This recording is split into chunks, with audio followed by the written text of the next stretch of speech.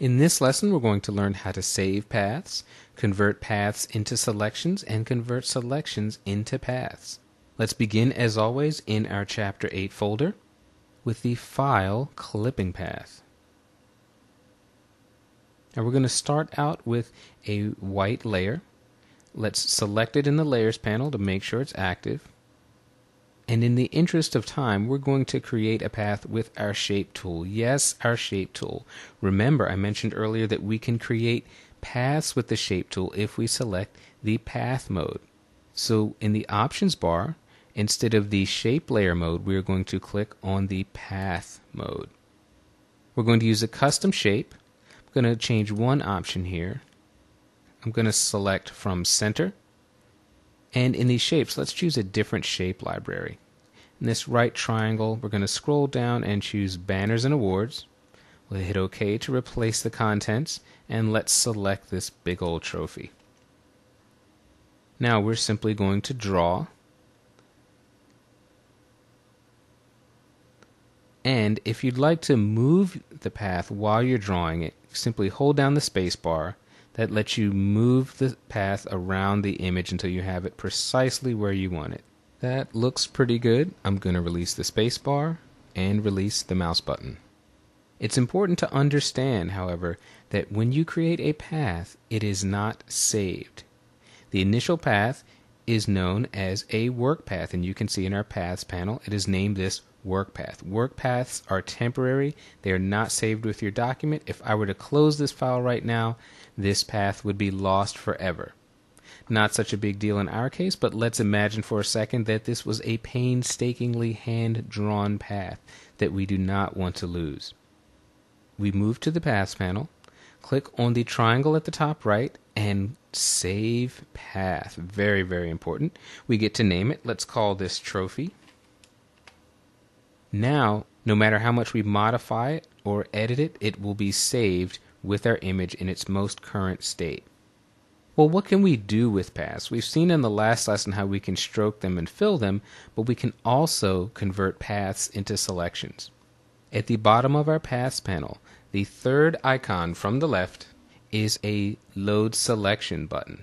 We'll press that, and now we have a selection. Well, what can we do with a selection? One thing we can do is fill it. Let's go to the Edit menu, down to Fill, and I've got Pattern selected, and I'm simply choosing one of the two custom patterns that Photoshop ships with. So we'll hit OK. Now we've filled that with a pattern. We could also fill a path with a solid color. I'm going to click back on the path to activate it. In the Tool panel, I'm going to click on the Path Selection tool, and I'm going to click and move this path. Notice we have a selection and a path. The path is separate now from that selection.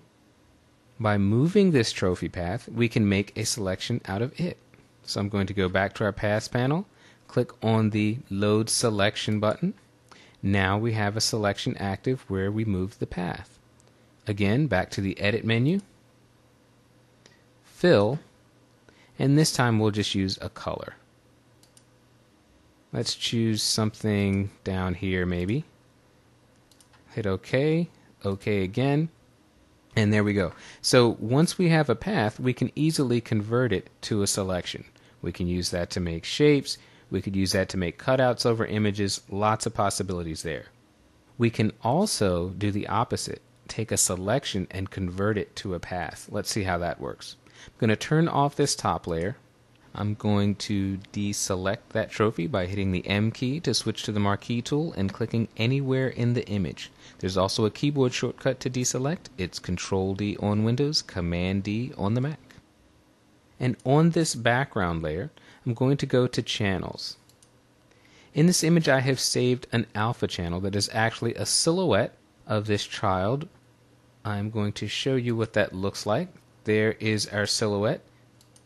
I'm going to click on the alpha channel, and at the bottom of the Channels panel, there is a Load Selection button. So I'm going to click that, and that is simply going to make a selection from this alpha channel.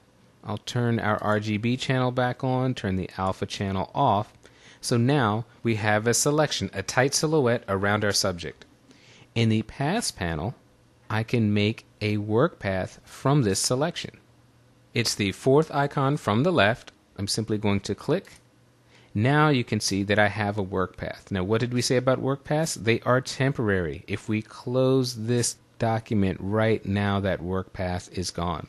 So we are going to go in our Paths panel, click on the flyout menu, and Save Path. We'll name this Silo, short for silhouette. Now what can we do with this path?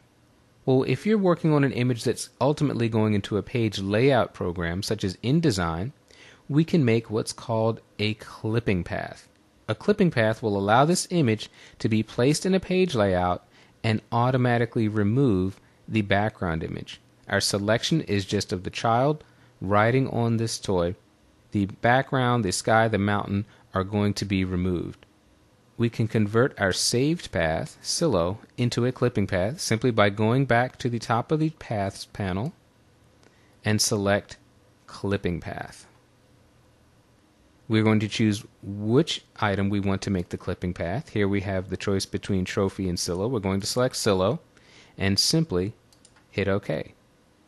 Now, if we pass this image along to the page layout department and they were to place this in a magazine, they could choose any background behind this that they wanted to, or they could just let it float free on the page. So paths are very useful when you think about them as a method for both creating selections and receiving selections to make clipping paths.